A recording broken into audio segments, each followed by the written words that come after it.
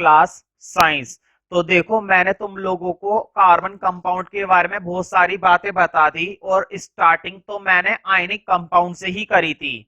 मैंने तुम्हें पहले बेसिक बेसिक बात बता दी थी कि कौन कौन सी चीजें हैं जो आयनिक कंपाउंड और कार्बन कंपाउंड में डिफरेंस क्रिएट करती हैं।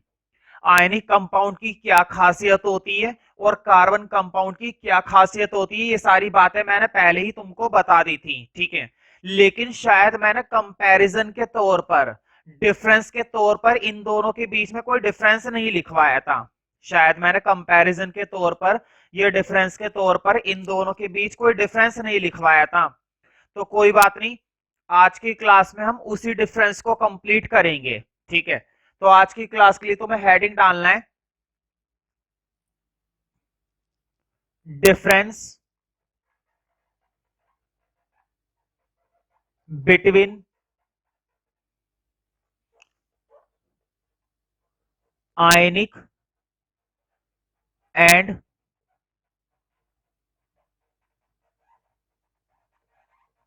Carbon compound. Difference between ionic and carbon compound, मतलब कि आयनिक कंपाउंड और कार्बन कंपाउंड के बीच में हमें क्या यहां पर एक्सप्लेन करना पड़ेगा, अंतर। हमें यहाँ पर इनके बीच में क्या एक्सप्लेन करना पड़ेगा, डिफरेंस बताना पड़ेगा, ठीक है। हालांकि सारी की सारी बातें मैंने समझा तो पहले से ही दी हैं, बट मैंने डिफरेंस के तौर पर लिखवाया कुछ नहीं था। तो कोई बात नहीं, वो टॉपिक भी अब हमारे पास आ ही गया, ठीक है।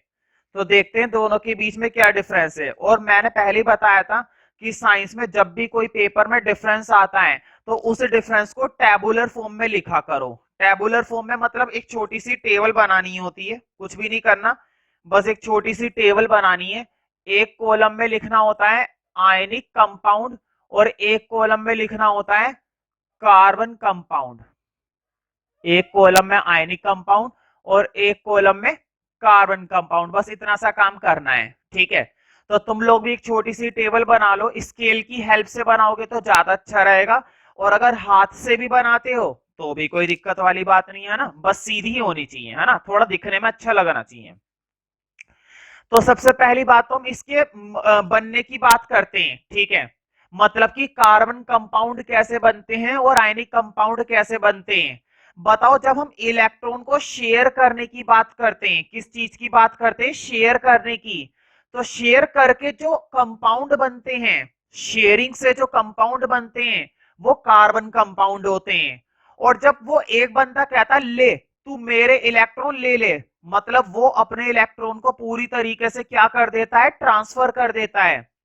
मतलब अगर वो लोग आपस में एक दूसरे के साथ क्या कर रहे हैं, शेयरिंग कर रहे हैं, तो शेयरिंग कर रहे हैं तो कौन से कंपाउंड क्रिएट हो रहे हैं, कार्बन कंपाउंड, ठीक है। अच्छा, शेयरिंग क्यों कर रहे हैं, शेयरिंग इसलिए कर रहे हैं क्योंकि यहां पर कार्बन की बात हो रही है और कार्बन जो है 4 इलेक्ट्रॉन को ट्रांसफर नहीं कर सकता।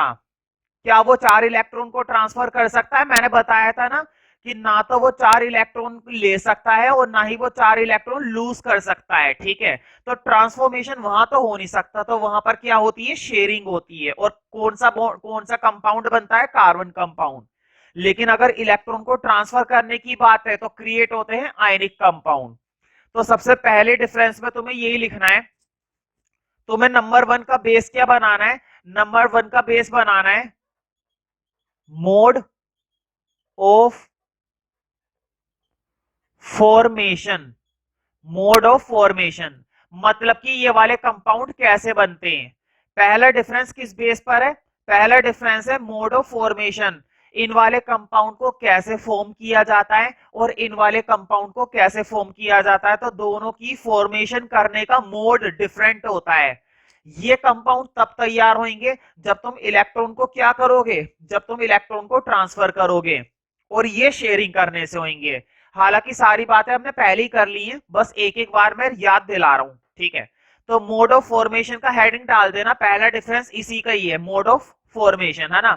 अब मोड ऑफ फॉर्मेशन के आगे लिखो, लिखो दे आर फॉर्म्ड, बोर्ड पे लिखा हुआ है formed, they are formed by complete transfer, they are formed by complete transfer, है ना। क्या हो जाता है, ट्रांसफर हो जाता है, किसका, इंसान का, नहीं, इंसान का ट्रांसफर नहीं हो रहा है, इलेक्ट्रॉन का ट्रांसफर हो रहा है, ठीक है। They are formed by complete transfer of electrons, complete transfer of electrons from one atom to the other, from one atom to the other, from one atom to the other, ठीक है। अब उधर लिखो, कार्बन वाले की बारी है ना, तो लिखो they are formed by, they are formed bye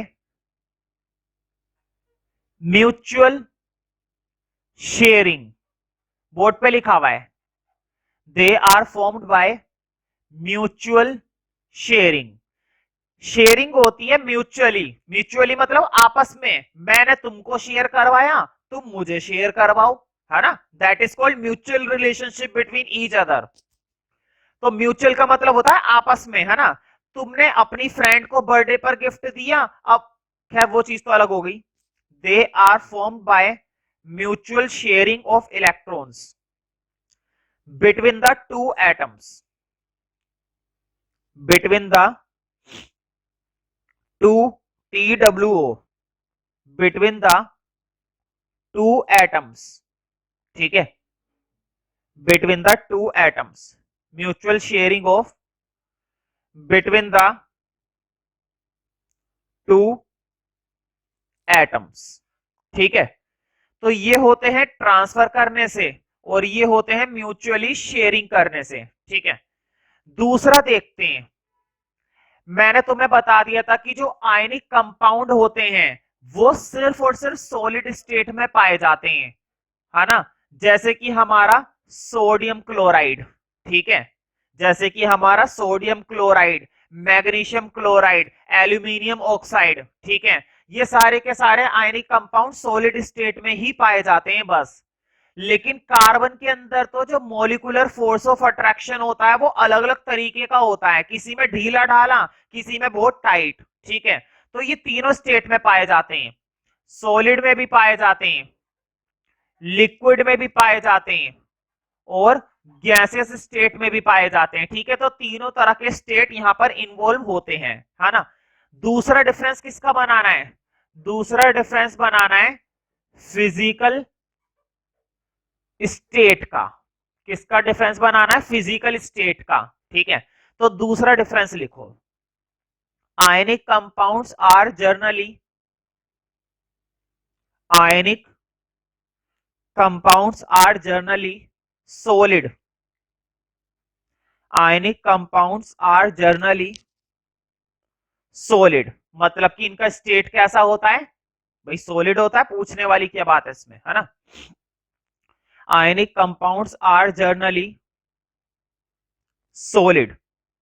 for example, कुछ एग्जांपल लिख लो, देखो मैंने एक तो लिखवा ही रखा है सोडियम क्लोराइड, है ना, लिखो फॉर एग्जांपल सोडियम क्लोराइड, है ना, मैग्नीशियम ऑक्साइड और सोडियम ऑक्साइड, है ना, और भी बहुत सारे हैं, एक्सेट्रा कर लेना, क्या दिक्कत है ना, सारे थोड़ी ना लिखेंगे। Ionic compounds are generally solid, for example sodium chloride, magnesium oxide, sodium oxide etcetera. लेकिन वो हर तरह के स्टेट में होते हैं, तो लिख लो उधर भी, these compounds may be, these compounds may be, these compounds may be solid, these compounds may be solid, liquid और गैस, सॉलिड, लिक्विड और gas, these compounds may be solid, liquid और गैस। ठीक है, लिखो फॉर एग्जांपल क्लोरीन। भाई chlorine हमें मालूम है गैस फॉर्म में होती है, ठीक है, तो लिखो for example chlorine is a gas. Chlorine का स्टेट कैसा होता है? गैसेस होता है, ठीक है। कोमा लगा के एक और लिखो, लिखो ब्रोमीन। इसको कुछ लोग ब्रोमाइन भी पढ़ते हैं, ठीक है, तो ब्रोमाइन पढ़ लो, बस स्पेलिंग सही होनी चाहिए, वैसे तो मैंने सिंबल लिखा है। हाँ, ब्रोमीन का स्टेट कैसा होता है? लिखो ब्रोमीन इज अ लिक्विड। तो ब्रोमीन का स्टेट होता है लिक्विड, क्लोरीन का स्टेट होता है गैस। अब एक सॉलिड का लिख लो, सॉलिड का लिखो I2, मतलब कि आयोडीन। आयोडीन हमारा सॉलिड स्टेट का होता है, बहुत ही बढ़िया। आयोडीन हमारा कौन से स्टेट में पाया जाता है? सॉलिड स्टेट में। तो कितने डिफरेंस कर लिए? दो डिफरेंस। तुम सोच रहे होंगे मैंने काफी सारी बातें तो पहले भी बता दी थी और एक एक दो दो बातें इसके अंदर नई नई आ रही है ना। मतलब कि भाई अब तो हम कर ही डिफरेंस रहे हैं, तो अब तो डीप नॉलेज लेंगे ही लेंगे हम इनके बारे में, ठीक है। तो इसलिए मैं कह रहा था कई बार ये डिफरेंस जो है 5-5 नंबर में एग्जाम में देखने को मिलता है, 5 मार्क्स में, है ना। और 5 नंबर कोई कम थोड़ी ना होते हैं, बहुत होते हैं, ठीक है। अगला डिफरेंस लिखो। अगले डिफरेंस में मैं बात करूंगा एक इनके मेल्टिंग और बॉइलिंग पॉइंट की।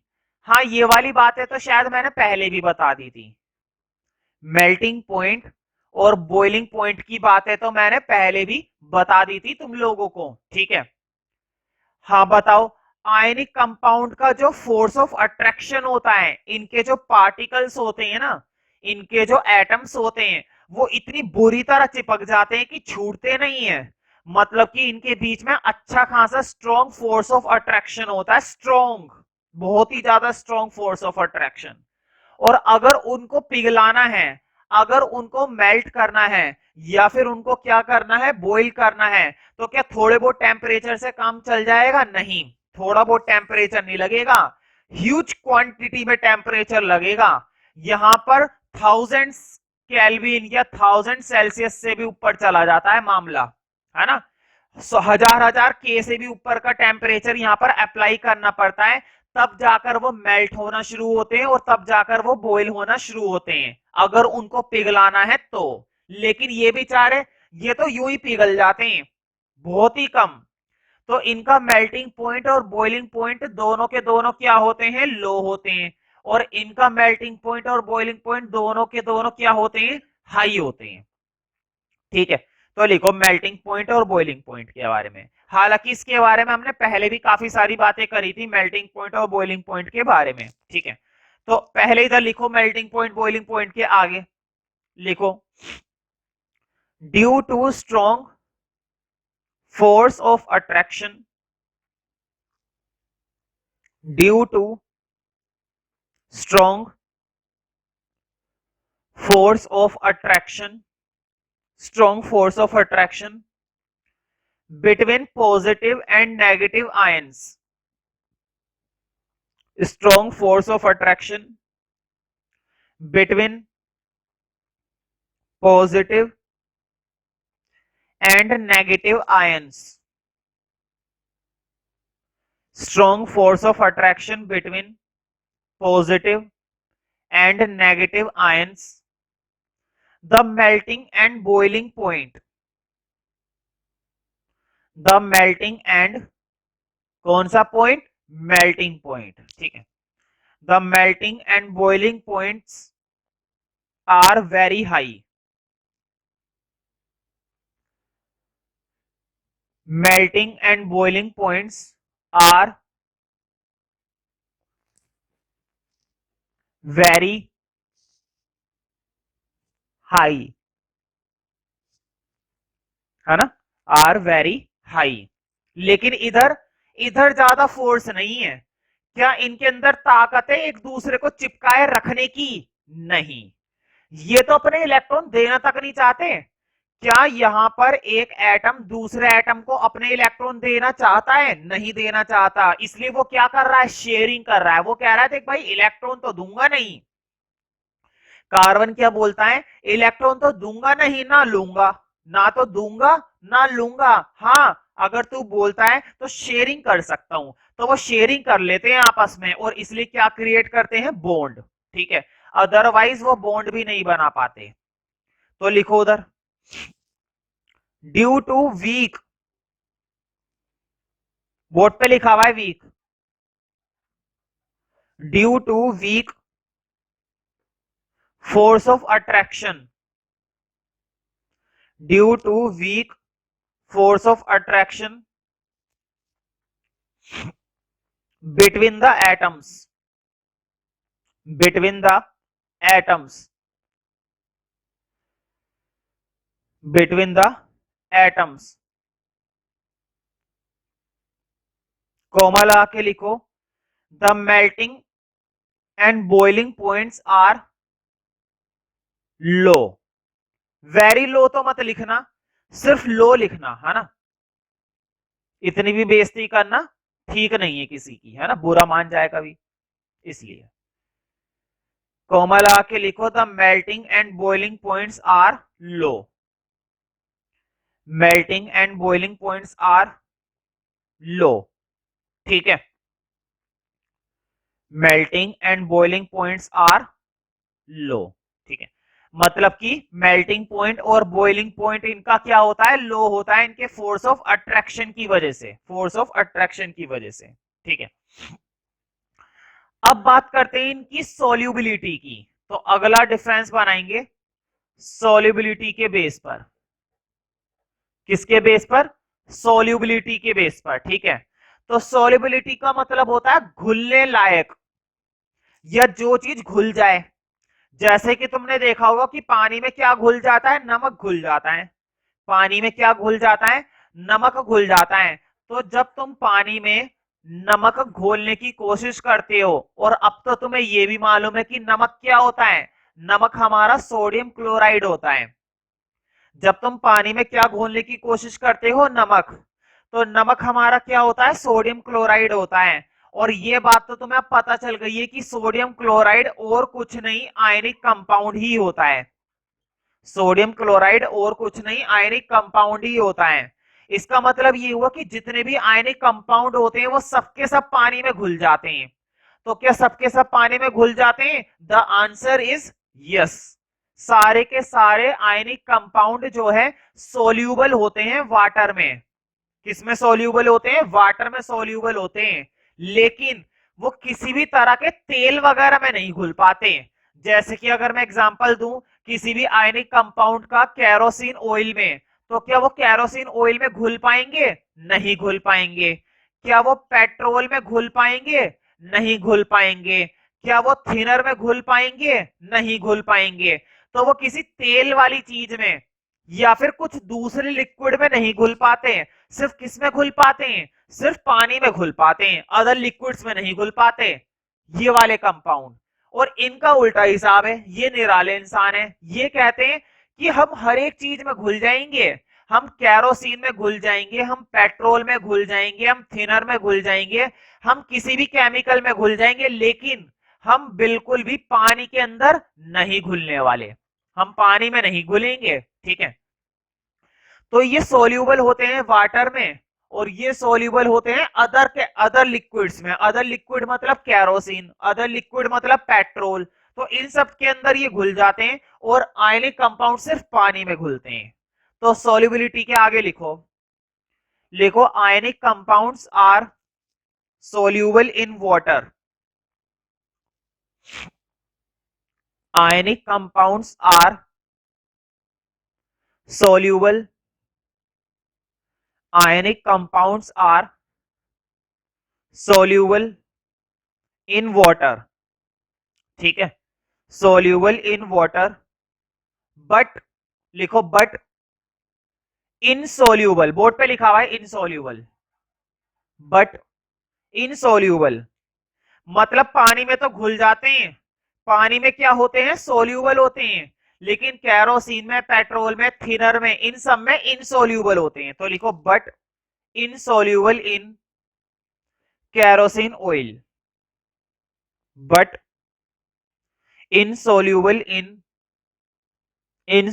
इन कैरोसिन ऑयल, है ना, इनसोल्यूबल इन कैरोसिन ऑयल। ठीक है, अब उधर लिखो, है ना, डिफरेंस कर रहे हैं ना, तो डिफरेंस में उधर लिखो आगे, covalent compounds are soluble in, तो उनका उल्टा हिसाब है। तो क्या है उनका हिसाब? उनका हिसाब ये है कि वो पेट्रोल में घुल सकते हैं, कैरोसिन ऑयल में घुल सकते हैं, लेकिन पानी में नहीं घुलेंगे। ठीक है, तो लिखो, covalent compounds are soluble in petrol,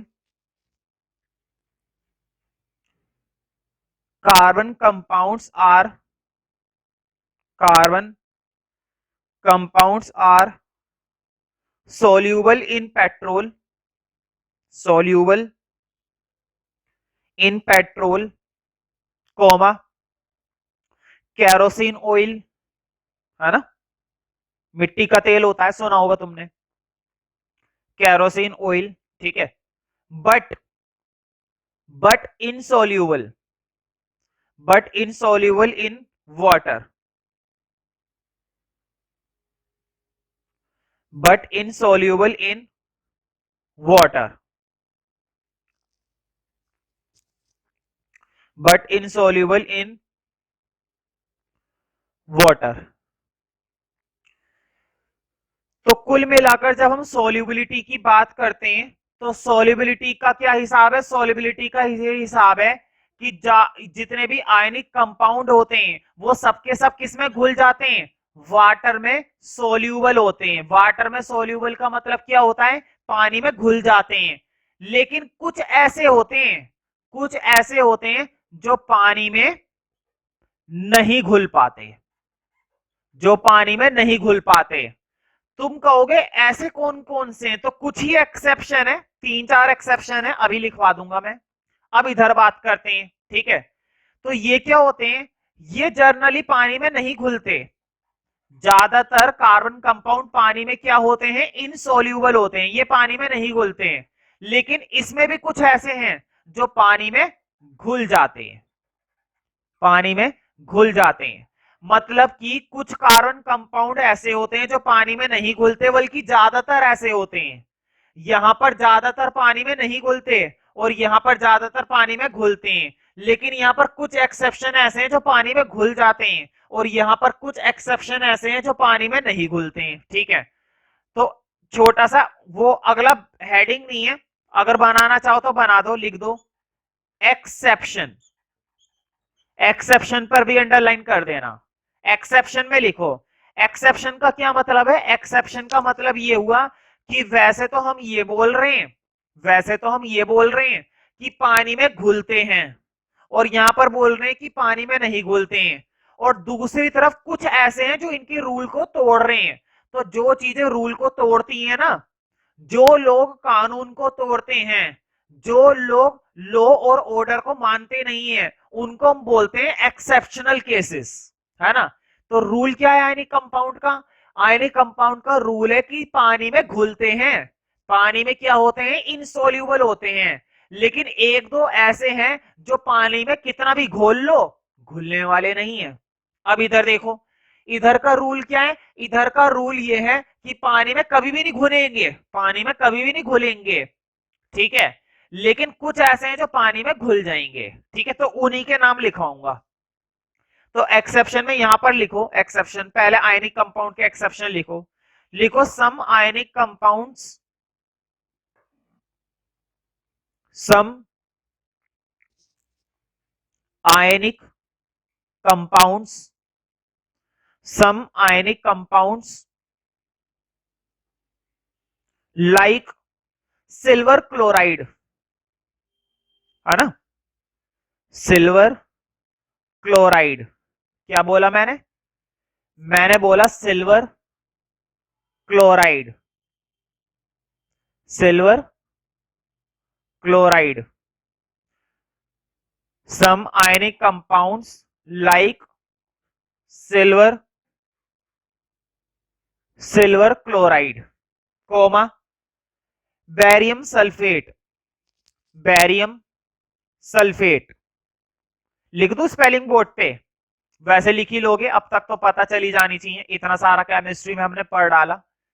barium sulphate, और भी कई सारे होते हैं, अब सारे एक्सेप्शन थोड़ी ना लिखेंगे, दो बहुत है, silver chloride, barium sulphate, etcetera. और अगर तुम्हें ज्यादा ही जानना है कि और कौन कौन से ऐसे हैं जो नहीं घुल पाते हैं, तो गूगल है, गूगल पे सर्च करो और दुनिया भर का निकल कर आएगा, तुम्हारी बर्दाश्त से बाहर हो जाएगा, इतना आएगा। ठीक है, तो लिखो some ionic compounds like silver chloride, है ना, barium sulphate etcetera, insoluble in water. Board पे लिखा हुआ है इनसोल्यूबल, इनसोल्यूबल इन वाटर, मतलब ये पानी में नहीं घुल पाते। वैसे रूल क्या था, रूल ये था कि आयनिक कंपाउंड को घुलना चाहिए, आयनिक कंपाउंड को घुलना चाहिए, लेकिन ये दो बंदे ऐसे हैं जो हमारे इस रूल को नहीं मानते, इसलिए इनको किस में डाल रखा है, एक्सेप्शन में डाल रखा है। मतलब कि ये काम को तोड़ रहे हैं, ये कानून को तोड़ रहे हैं, ये हमारे लॉ को तोड़ रहे हैं। ठीक है, अब उधर लिखो some carbon compounds like, some carbon compounds like, लिखो लाइक में इथेन, लाइक इथेन, ठीक है, फिर comma ethanoic acid, ethane, ethanoic acid, comma urea, comma carbohydrates, जो हमें अपने खाने से मिलता है जब हम खाना खाते हैं। ठीक है, तो ये सब के सब क्या होते हैं, ये सब के सब है तो कार्बन कंपाउंड, और कार्बन कंपाउंड पानी में घुलते नहीं है, लेकिन ये चार निराले बंदे ऐसे हैं जो पानी में घुल जाते हैं, हमारे रूल को तोड़ने में लग रहे हैं, हमारी समाज में क्या कर रहे हैं, बदनामी कर रहे हैं। हम जाने जाते हैं ना घुलने के लिए, और ये जाने जाते हैं घुलने के लिए, तो ये घुल जाते हैं, हमारा रूल तोड़ देते हैं। तो some carbon compounds like ethane, ethanoic acid, urea, carbohydrates are soluble in water, are soluble in water। तो ये soluble होते हैं, पानी के अंदर घुल जाते हैं, कौन से वाले, ये वाले चार। और अगर और जानना है तो नेट जिंदाबाद है ना, इंटरनेट पर सर्च करो और खूब नॉलेज पाओ, इतनी मिलेगी कि बर्दाश्त से बाहर हो जाएगी। ठीक है, तो ये तो हुए इनके एक्सेप्शन कि कुछ घुल जाते हैं और कुछ नहीं घुलते। ठीक है, अब अगला डिफरेंस लिखो, इलेक्ट्रिकल कंडक्टिविटी, इलेक्ट्रिकल कंडक्टिविटी। तुम कहोगे मैं कितने डिफरेंस लिखाऊंगा आखिर, है ना, तो मैंने पहले ही बताया था कि अक्सर ये वाला क्वेश्चन 5 नंबर में देखने को मिलता है, तो भाई कायदे से हमें 5 पॉइंट तो लिखने ही चाहिए, कायदे से हमें 5 पॉइंट तो लिखने ही चाहिए। ठीक है, तो ज्यादा लिख लेंगे तो बढ़िया रहेगा, बाई चांस एक आध पॉइंट अगर भूल गए तो, ठीक है, अगर एक आध पॉइंट भूल गए तो क्या करोगे फिर, है ना। और टेस्ट में और प्रैक्टिस में तो तुम्हें ज्यादा ही करनी चाहिए, हमेशा ज्यादा की प्रैक्टिस करनी चाहिए, कम की नहीं। तो इलेक्ट्रिकल कंडक्टिविटी का भी मैंने पहले ही बता दिया था।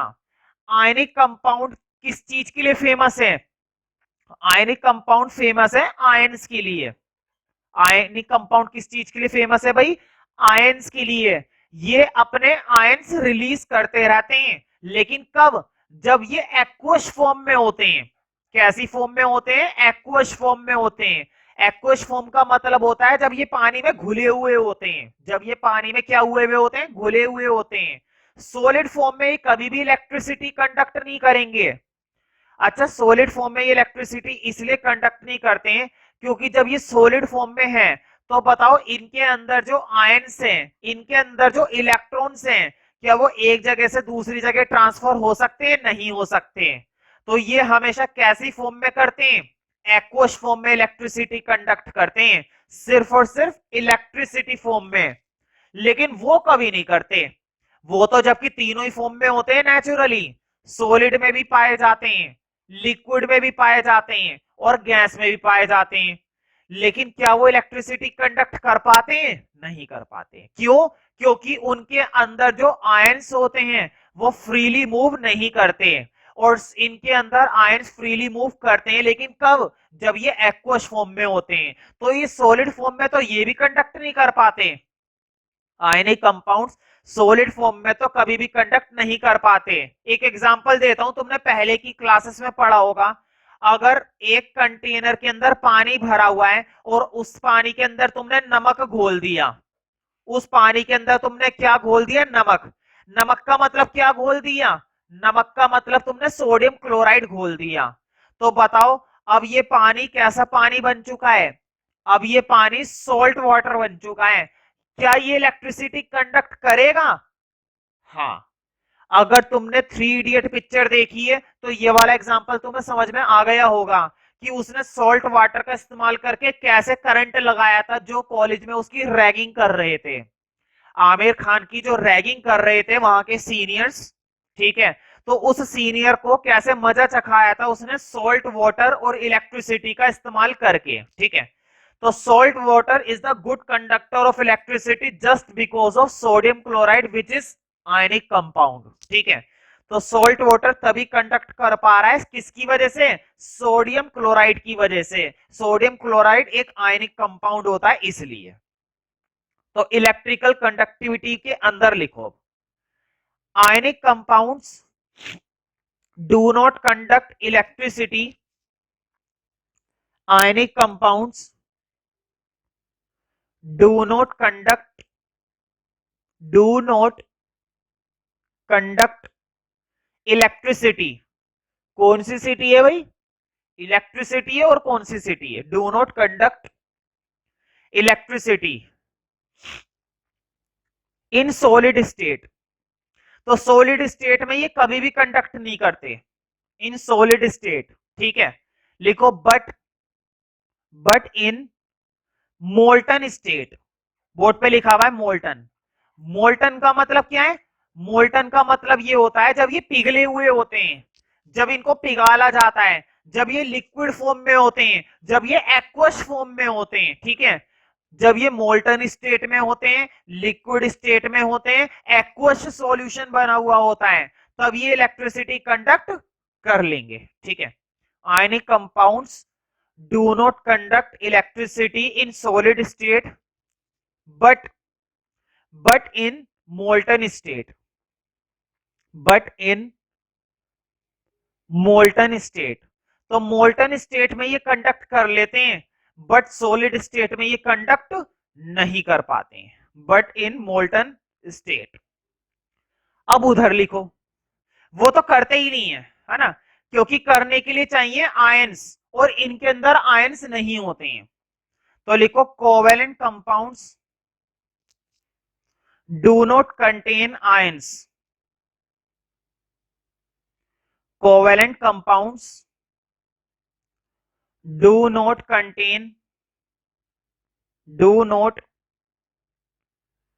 contain ions and hence,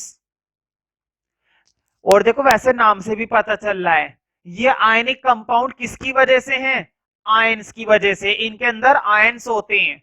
और कार्बन कंपाउंड नॉन मेटल की पैदाइश है, ज्यादातर नॉन मेटल को ही अपने साथ ये जोड़ता है जो कि फ्री ऑफ आयंस होते हैं, और नॉन मेटल तो वैसे भी बैड कंडक्टर ऑफ इलेक्ट्रिसिटी होते हैं। क्या नॉन मेटल कंडक्ट कर पाते हैं इलेक्ट्रिक करंट? तो जब नॉन मेटल ही नहीं कर पा रहे हैं तो उनके कंपाउंड कहां से कर लेंगे? और यहां पर ज्यादातर हर वही सब्सटेंस कंपाउंड बनाता है जो नॉन मेटल होता है। कार्बन कंपाउंड के अंदर ज्यादातर आने वाले कौन है? नॉन मेटल ही। और ज्यादातर मैं बोलूं 99% नॉन मेटल है, 99%। यहां पर तुम्हें जिंक देखने को नहीं मिलेगा, यहां पर तुम्हें पोटेशियम देखने को नहीं मिलेगा। तुम खुद सोचो, अभी तक हम इतने समय से ये चैप्टर कर रहे हैं, ठीक है, क्या अभी तक मैंने सोडियम की या जिंक की बात करी? कहीं पर भी नहीं। हाँ, यहां पर जरूर करिए, इधर तो करिए, उधर नहीं करी कभी भी। कार्बन कंपाउंड में करनी भी नहीं है, कार्बन कंपाउंड में इनका काम ही नहीं है, ठीक है। तो covalent compounds do not contain ions and hence generally bad conductor of electricity and hence generally bad conductor, generally bad conductor of electricity. तो ये जनरली कैसे कंडक्टर होते हैं भाई? बैड कंडक्टर होते हैं। बैड समझते हो? जैसे कि तुम भी बैड हो लेकिन कंडक्टर नहीं हो तुम लोग, है ना?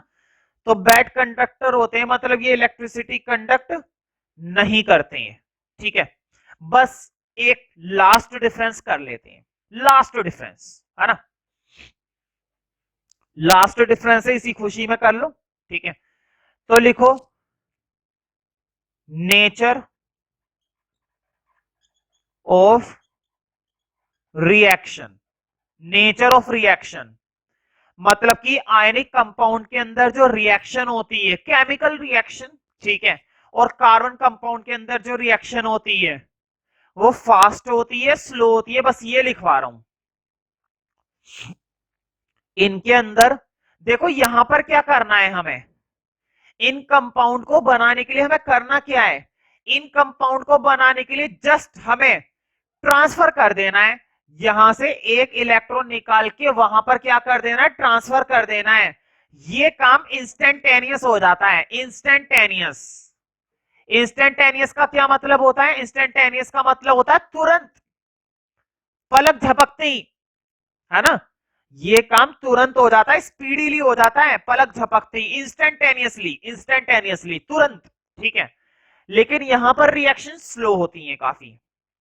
तो नेचर ऑफ रिएक्शन में लिखो ionic compound reactions are very fast. Ionic compounds reactions are very fast. लिखो ऑलमोस्ट इंस्टेंटेनियस, बोर्ड पे लिखा हुआ है इंस्टेंटेनियस, मैं थोड़ा सा बड़ा करके वो लिख देता हूं, इंस्टेंटेनियस, बोर्ड पे लिखा हुआ है। अब इंस्टेंटेनियस की स्पेलिंग ध्यान से लिखना।